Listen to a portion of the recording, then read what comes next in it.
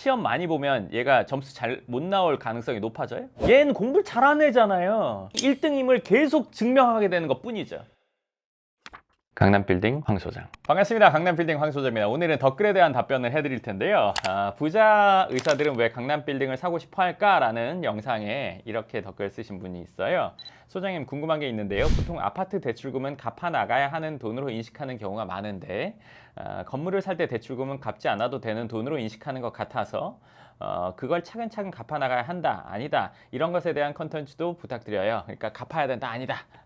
대출에 대한 질문이 별로 없는 것 같아서 이렇게 쓰시는 내용인데요. 이걸 얘기를 해드릴게요. 모든 세상인데 다 똑같아요. 모든. 예를 들면 그냥 이거 하나만 보고 판단하려면 판단이 안 쓴단 말이지. 근데 이 뒤가 어떻게 될지를 생각을 해보면 판단이 서. 길게 봐야 된다는 얘기야. 예를 들면 숟가락이 있어. 하나는 10원이야. 하나는 1000원이야. 그럼 뭘 사야 돼? 이 둘 중에 뭘 사야 돼? 뭐에 쓸지에 따라 다르잖아. 집에서 매일 쓸 거야. 1000원짜리 사야 될 거 아니야. 10원짜리 이거 몇 번 못 쓰고 그냥 버려야 되잖아. 그치? 근데 이 둘 중에 뭘 선택해요? 길게 보면 얘가 우리 선택이 되는 거고, 용도에 따라서 오늘 뭐 캠핑 가서 한 번 쓸 건데 그럼 이거 할 거잖아. 그치? 그러면 용도를 알아야 되는 거고, 길게 보는 거가 합쳐지면 판단이라는 게 쓰게 돼 있어. 자, 생각해 보세요. 아까 이 일회용 숟가락은 한 번 쓰면, 내지는 대여섯 번 쓰면 이제 못 쓰게 될 거잖아요. 뻔하잖아요. 이거 길게 생각해 보면 알게 되는 거잖아요. 자, 건물을 샀어요. 대출을 했다고 쳐요. 집 하나 사고 45에 30억을 모았어. 뭐 사업이 잘 되든 병원이 잘 되든 뭐가 잘 돼서. 그러면 집을 내가 한 20억 정도에 샀단 말이지, 예전에. 근데 대출이 아직도 좀 있어. 그리고 나서 모은 돈이 이제 30억 있어서 45살에 100억짜리 건물을 샀어. 그러면 갚아요? 아니면 돈을 따로 모아요? 생각할 때, 자, 갚는다고 생각해봐. 이 몇 년 걸려야 70억 갚을까? 몇 년 걸려야 돼? 45살에 30억 했는데 앞으로 일할 게 짧으면 15년, 60살까지, 길면 20년, 25년. 그러면 20년 중간으로 했을 때 20년 동안 70억 갚을 수 있을까? 그치. 이전이라고 그 돈 벌었던 기간이라고 생각해 보면 다 갚기 어렵단 말이죠. 그쵸? 자, 그럼 어차피 안 갚아져. 그러면 안 갚아요. 네, 다 갚아지지 않는다는 거예요. 그래도 그거 대출 이자를 줄여야지라고 생각할 수 있어. 내지는 원금도 줄여야 대출 이자가 줄어드니까. 그러니까 이거를 갚는 게 맞지 않아? 갚는 게 맞지 않아라는 이 생각은 이자를 줄이고 내 수익을 높이기 위해서죠. 이자를 줄이니까 월세 받은 거에서 대출 이자 내는 거가 적게 되고 남는 게 많아진다. 극대화하기 위해서 갚는다는 얘기잖아. 그치? 그러면 갚을지 모을지 이것도 애초에 뭐가 더 득이 되냐라는 그 기준에서 질문하게 되는 거잖아. 갚는 게 득이 돼? 아니면 돈을 모으는 게 득이 돼? 그냥 모아서 통장에 둘 거면 갚는 게 맞겠지. 그쵸? 왜냐면 얘에서 받는 이자보다 이거 나가는 이자가 더 높으니까. 기본적인 그 상황이에요. 이거는 뭐 당연한 상황이죠. 그쵸? 근데 나는 재테크를 할 거예요 하면 모으는 게 당연히 맞죠. 모아서 재테크를 하는 게 당연히 맞죠. 그쵸? 자, 여기서 하나 더 우리가 생각할 부분이 있는데, 시간 개념이에요. 시간. 사람은 이제 영원히 살지 못하잖아요. 일할 수 있는 기간이라는 것도 어느 정도 정해져 있잖아요. 그렇죠? 90세까지 일한 사람 잘 없죠. 그러니까 뭐 길어봤자 70대 뭐 이 정도 초반 뭐 이 정도잖아요. 그렇죠? 그 안에 경제적 안정을 추구하는 거야. 그러면 경제적 안정을 추구하려고 하면 자산이 불어나야 되는데, 자산이 불어나는 거에 있어서도 내가 30억이 있었어. 이게 40억이 됐어, 50억이 됐어, 이렇게 해서 100억이 됐어의 과정. 돈이 불어나는 과정에는 사업을 해서 그냥 차곡차곡 돈이 불어나는 것도 있지만, 재테크에서는 부채도 같이 불어난단 말이야. 부채도, 즉 대출도 같이 불어나. 그 말이 뭐냐면 30억을 가지고 30억짜리 살 수도 있고 30억을 가지고 대출해서 60억짜리 살 수도 있지. 그치? 그러면 이 사람이랑 오른다는 가정이라고 치면 2배 되면 얘는 60억 되고 얘는 120억 되니까 게임이 안 되는 거잖아. 그치? 2배가 됐다고 쳤을 때 왜 다 오른다고만 생각해? 너 낮아질 수도 있지. 강남 부동산 기준으로 얘기하는 거예요. 앞으로 10년 뒤에 강남 부동산 적어도 1.5배는 되겠죠? 네, 10년이라면. 그러니까 이건 보수적이다 못해 너무 말도 안 되게 예를 든 건데 10년 뒤에 짜장면값 몇 배 될 것 같아요? 네, 10년 전에 짜장면 얼마였어요? 지금 얼마고? 10년 전에 2배는 됐단 말이에요. 그러니까 그 전반적으로 올랐잖아요. 근데 이제 올라간 비율로 보면은 전체 규모가 큰 게 더 유리하단 말이에요. 그렇죠? 그래도 폭망한다고 생각하시는 분들 안 보시면 돼요. 네. 그렇죠. 아니 그 뭐 재테크는 이거 사거나 안 사거나 둘 중에 하나인데 사기도 하고 안 사기도 한 중간은 없거든. 그런 게 어디 있어? 고민. 고민은 아무것도 아닌 거야. 안 산 거잖아. 안 사면 부동산 올라갈 때 마이너스 되는 거지. 통장에 돈 넣어놓고 있는 분들이 가격이 올라가니까 줄어드는 효과를 얻게 되는 것과 똑같은 거잖아. 사거나 안 사거나 둘 중에 하나 극단적으로 생각해야 돼. 이거는 중간 회색은 없어. 투자에 있어서 그런 게 어디 있어? 존재하지 않아. 자, 아까 얘기로 돌아가서 자산이 불어나려면 순자산도 늘어나지만 부채도 같이 늘어난단 말이지. 근데 뭐 진짜 부자는 대출을 안 하고 어쩌고 거의 없어요. 그거는 부모님한테 물려받거나 아니면 뭐 빚 때문에 한번 엄청 어려움을 겪어서 사업을 하는 분들 뭐 이런 분들 빼고는 거의 없단 말이에요. 부채와 함께 같이 늘어난단 말이에요. 자, 그러면 한번 부채를 얻었어. 이걸 갚으면 경제활동을 하는 시간 동안 재테크를 한 번 더 할 수가 없어. 쉽게 말하면 샀어, 갚았어, 70 됐네? 하나로 끝나는 거야. 이걸 나보고 어떻게 아냐 물어보신다면요. 저희 부모님이 그랬어요. 네, 건물 하나 사서 그래서 다 갚았거든요.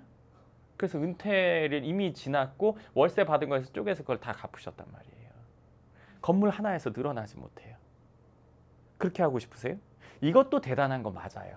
보통 사람이 아니면 돈을 어느 정도 벌어도 말년에 본인 건물 하나 갖고 있고 주거를 할 수 있는 이 상황 만드는 것도 쉽지 않단 말이에요. 근데 대출해서 대출 이자 내면서 원금까지 갚아가지고 이거를 0으로 만든다는 게 상당히 어려운 일이에요. 그렇죠? 왜? 여기서 나오는 월세, 이자, 그거 뻔한 금액이거든요. 이자 왔다 갔다. 월세 조금 올라가고 어쩌고저쩌고 하죠. 그럼 불경기 때 좀 낮춰주기도 하고 어쩌고저쩌고 한단 말이에요.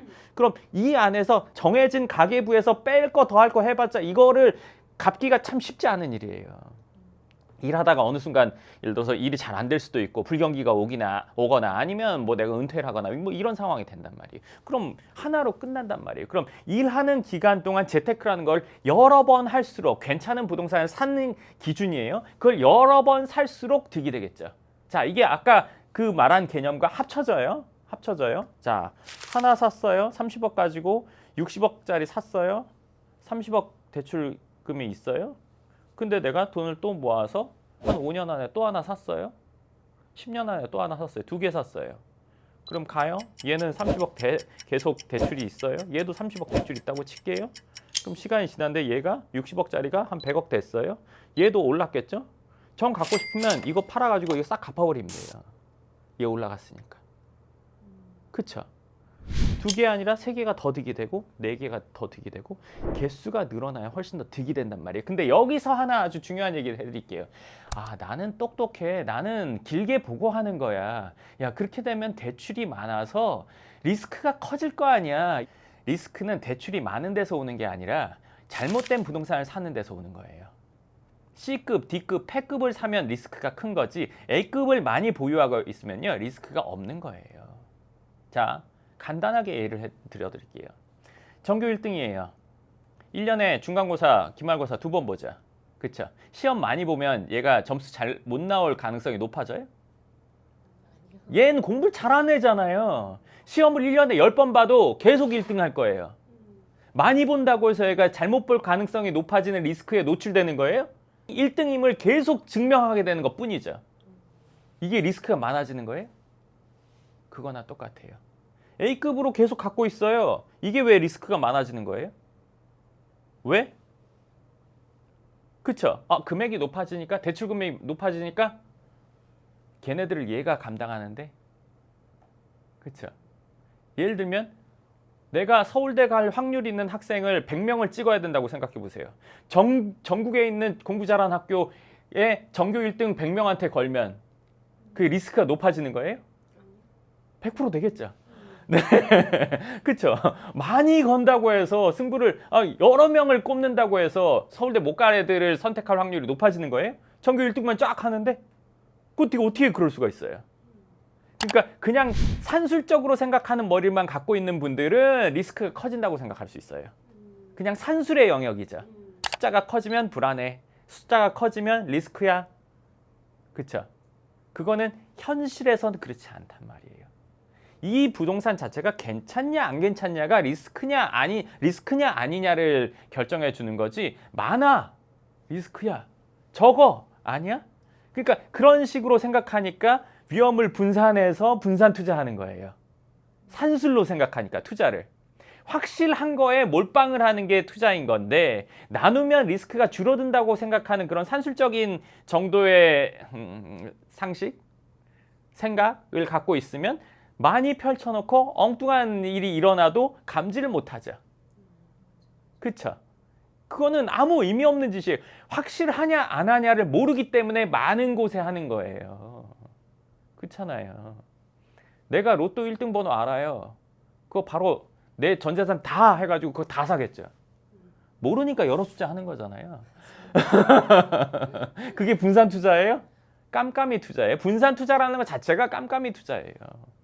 그렇죠? 그러니까 확실한 걸 하나 사고 그리고 그 뒤에 돈을 모아서 또 하나를 사고 세 개를 사고 대출이 늘어나 대출이 70억이었는데 그 다음 150억이 됐고 뭐 200억이 됐고 어쩌고 내 자산 가치가 훨씬 더 크잖아요.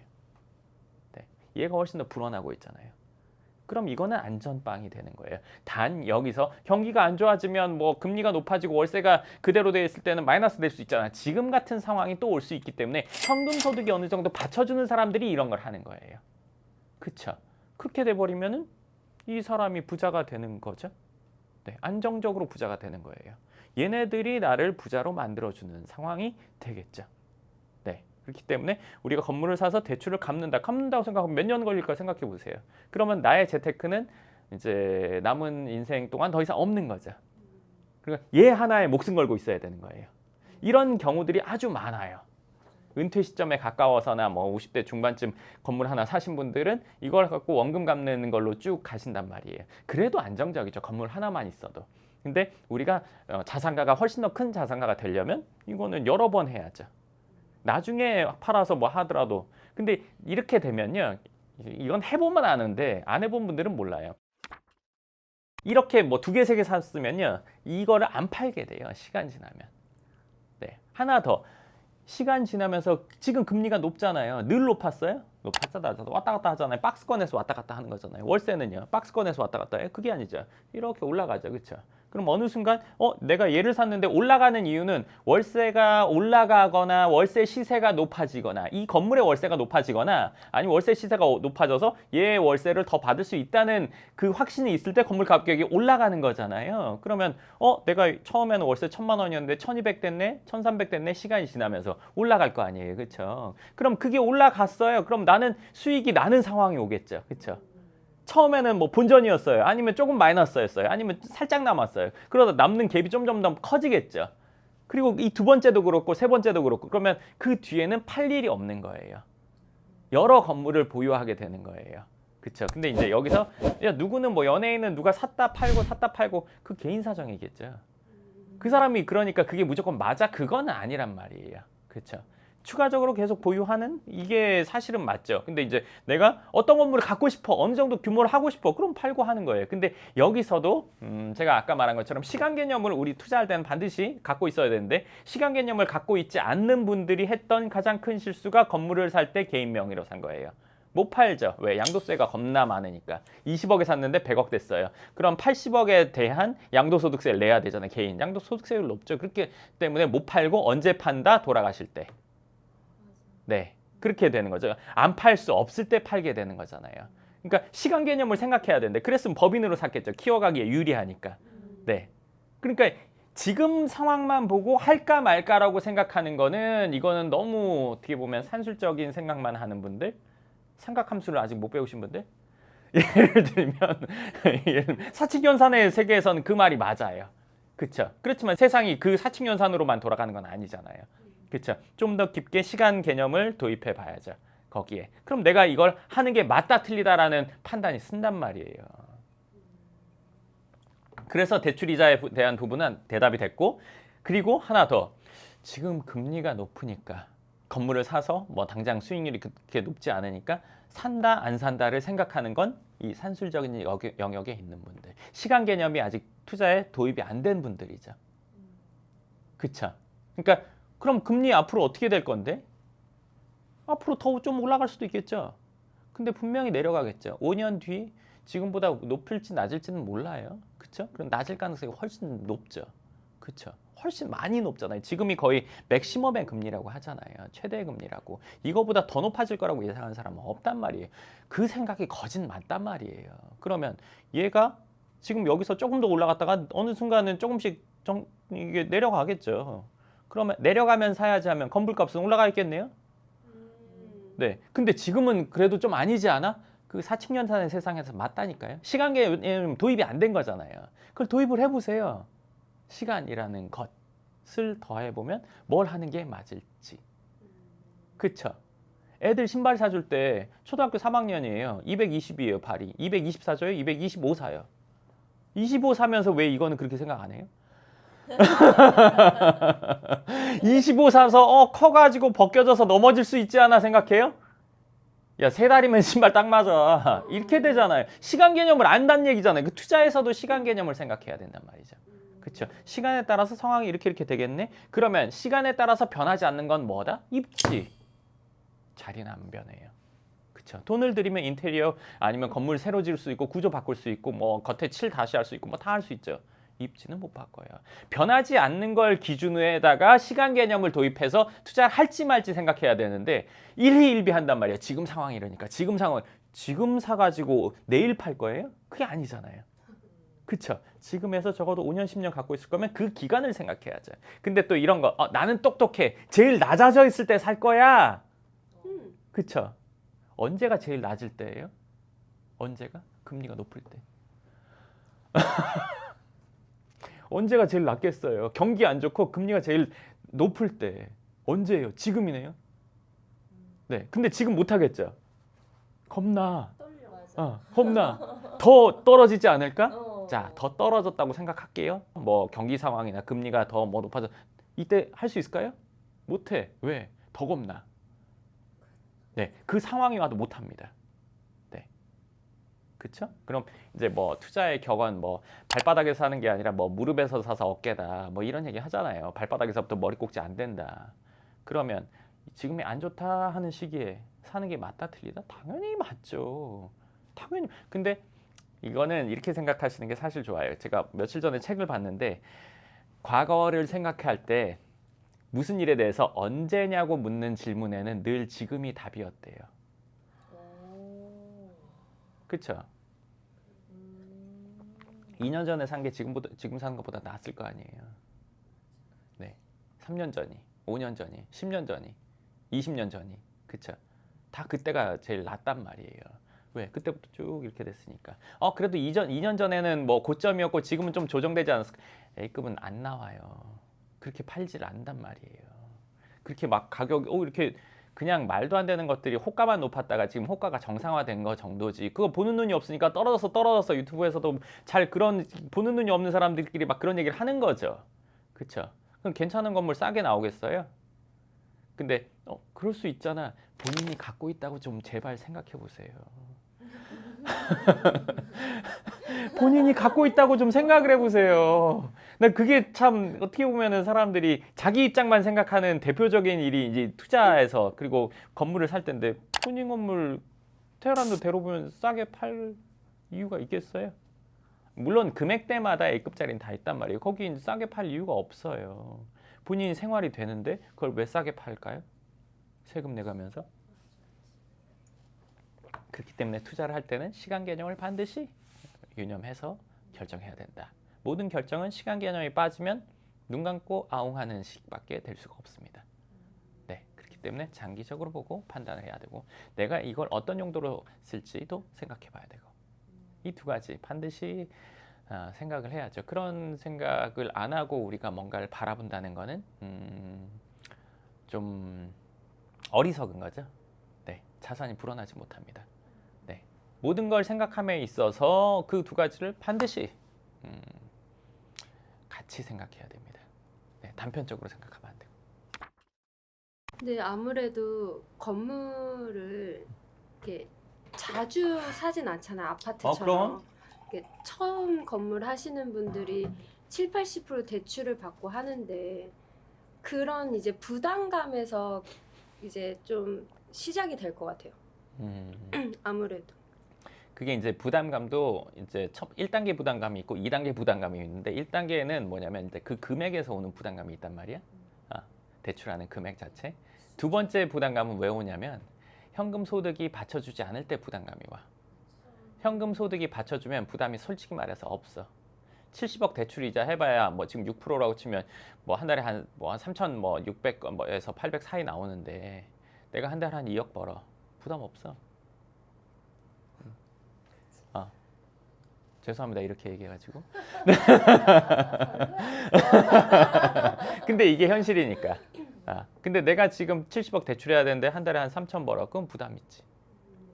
현금 소득이 받쳐주면 지금 아주 끝내주는 시점이라고 난 생각해. 여유자금 있으면서 현금 소득이 받쳐줘. 그럼 지금 너무너무 그 사람한테는 기회야. 본인이 기회인 걸 모를 수는 있지만. 그럼 아까 상담 때 소장님이 지금 시장이 매수자 우위라고 하셨거든요. 그게 그러면은 지금 살려는 사람한테 뭔가 좀 유리한 조건들이 많다라는. 좀 낫지. 좀 낫지. 근데 이제 이런 부분을 생각해야 돼. 뭐냐면 급이 떨어질수록 지금 유리해. 건물. C급은 지금 엄청 뭐 유리하게 살 수 있어. 그렇지. 공시니까. 그래서 안 팔리고 뭐 지금 분위기 안 좋고 올라갈수록 그렇지는 않아. 근데 이제 올라간 것들 중에도 높은 것들 중에도 건물 주인분들도 지금 분위기에 괜히 기분이 그리고 휩쓸리는 분들이 있거든. 아이고. 왜요? 그게 이제 심리적인 건데 나 오늘 엄청 뭐 건강하게 하고 이렇게 잠도 잘 자고 가뿐하게 나왔어. 근데 지나가다가 한 3명이 소장님 오늘 어디 안 좋으세요? 쌤만 내가 어디 안 좋나? 이렇게 되거든. 나 실제로 그런 적이 있어. 오늘 개운한데? 근데 아침에 운동해서 뭐 좀 예를 들어서 막 얼굴이 상기돼서 나와서 어디 피곤하세요? 아닌데? 그래서 3명들은 뭐 챙겨 먹어야겠다. 그거나 똑같아. 그런 부분이 있어. 그리고 이제 그거를 자기가 이루지 않은 분들이나 이제 뭐 예를 들어서 물려받았거나 이런 분들은 또 그런 거에 좀 더 취약하지. 맞아. 그래서 상담 오시는 분들 보면은 이제 부동산에서 자꾸 팔으라고 전화 와가지고 생각 없다가 흔들리신 분들이 좀 있더라고요. 그치? 근데 그게 이제 좋을 때는 그거는 다시 생각해봐야지. 연락 없다가 연락이 오면 이거 뭐 좋은데 이런 생각이 들거든. 그리고 난 누군가가 팔고 싶었어. 근데 그런 연락이 오면 엄청 반갑고 기쁘거든. 빨리 이렇게 처리해야겠다. 근데 그 왜 모든 거는 반대로 생각하라고 하잖아요. 저는 그렇게 연락 오면 더 있어야 되겠구나. 네, 그렇게 생각하죠. 네, 세상 진리잖아요. 그런 거는. 그러니까 진리라는 걸 알지만 내가 활용할 수 있냐 없냐가 또 이제 이게 실력의 차이니까요. 그렇죠? 왜 운동선수들한테 야 시합 나가서 긴장하지 마 하지만 긴장하잖아요. 네, 실력의 차이. 네, 자신감의 차이. 그거가 크죠. 주변의 영향도 중요하다는 게 좀 그런 부분도 있는 것 그럼. 같아요. 예를 들자면은 자녀가 뭔가를 하려고 할 때 부모님 세대는 약간 빚 무서운 줄 알아라 이런 거에 대한 좀 개념이 많으시니까 그 말씀을 조금 옆에서 많이 하시는 것 같아요. 맞아. 그게 이제 좀 부모님이 그런 생각으로 자산을 많이 이루신 분이라면 부모님 말 따라야지. 난 그래야 된다고 봐. 부모님이 뭐 보관이 있겠지. 나중에 뭐 주실 게 좀 있다거나 뭐 그러면 말 들어야 되는 거 아닌가? 근데 부모님이 자산적인 증식을 많이 못 하셨다고 하면은 그거는 뭐 가깝긴 하지만 그 말은 내가 뭐 많은 비중으로 들릴 필요는 없지. 솔직히 투자는 냉정한 거라 가지고 그렇잖아. 아니 불린 사람 말을 들어야 불어나는 텐데 안 불었어. 근데 친해. 근데 그 사람 말 들었어. 그럼 안 불겠지. 마이너스 나겠지. 그렇죠. 친밀도와 들어야 된다 말아야 된다는 건 다른 거지. 이제 나도 고등학교 때 친구들이랑 이렇게 얘기하다 보면은 누가 이제 뭐 여학생이랑 막 어쩌고 막 뭐 썸을 타. 근데 이제 누가 막 조언을 하는 거야. 얜 연애 한 번도 안 해봤어. 머리로만 박사야. 이 들어야 돼? 안 들어야 되잖아. 근데 그때는 막 그런 게 재밌잖아. 막 얘기하면서 먼저 얘 말 듣고 뭐 잘못됐잖아. 어쨌든 원래 잘못되는 게 정상이야. 얘는 한 번도 연애를 안 해봤으니까 얘 말을 왜 들어? 말도 안 되게 편지 써가지고 막 편지에 뭐 이상한 막 비유 같은 거 써가지고 막 진단. 쓰고 지금은 안 그러겠지. 지금 막 카톡 보내겠지. 옛날에 막 그렇게 해서 보낸단 말이야. 얘가 컨펌을 해요. 또 웃긴 건. 얘가 컨펌을 해가지고 그거를 편지를 써가지고 되겠냐고. 안 되지. 내가 안 되는 걸 많이 봤어. 그러니까 그거는 이제 연애를 많이 해본 사람한테 들어야 될 거잖아. 그치? 근데 과외 선생님한테 근데 그 과외 선생님도 솔로야. 모쏠이야. 나이 많다고 해서 아는 게 또 아니에요. 그쵸? 들은 건 많을 거 아니야. 그치. 자기가 실행해보지 않으면 그걸 어떻게 실행하는지를 몰라. 진리를 알고 있더라도 글은 봤어. 이거 어떻게 해야 되는지 몰라. 그럼 얘기해 주는 거야. 안 해보고. 그러면 전달을 했어. 그럼 모르는 사람이 전달했어. 얘도 잘 몰라. 젓가락으로 반찬 집어먹는 거래. 내가 안 해봤어. 젓가락 써. 어떻게? 두 손가락으로 이렇게 쓰나? 됐네. 그렇잖아. 내가 해봐야 알려줄 거 아니야. 정확히 야, 한 손을 이렇게 여기 끼고 여기 끼고 이렇게 해서 하는 거야. 연습해. 이게 되잖아. 근데 그거 안 해봤어. 돼? 이게 전달이? 안 되지. 그런 겁니다. 네, 투자라는 것도. 옆에서 약간 부정적으로 얘기하고 반대 의견을 내는 사람들 보면은 진짜 소장님 말씀하신 것처럼 경험이 없거나 자기가 안 되는 상황이니까 그렇게 얘기하는 경우가 많은 것 같아요. 그러니까 본인이 경험이 있고 그 경험이라는 게 성공 경험, 잘된 경험이 있는 사람이랑 얘기를 해야 된단 말이에요. 모든 분야는 다 그렇게 그렇다고 생각해. 모든 운동도 그렇고 뭐도 그렇고 당연히 다 똑같은 거잖아. 근데 이제 투자는 또 아닐 때가 많아. 주위 사람들 친하니까 얘기 듣고 그런 면도 있네 저런 면도 있네 그러면서 이제 너 생각해서 해주는 얘기야. 내가 아는 사람이 누가 어땠대 저쨌대 하면 이제 사람이 진짜 그런가? 그리고 얘는 날 생각해 주는데 나랑 친한데 우리 오래됐는데 우리 부모님이 그게 뭐 가스라이팅 아무데나 다 붙일 수 있는 거니까 그건 뭐 그렇잖아. 그건 뭐 아무데나 붙일 수 있는 뭐 하여간 근데 중요한 거는 잘해서 성공 경험이 있는 사람이랑 얘기를 해봐야 된다는 거지. 그렇지 않은 의견은 0에 수렴한다. 네, 좋습니다. 그럼 오늘 영상 또 여기까지 하고 또 다음 영상에서 뵙도록 하겠습니다. 감사합니다.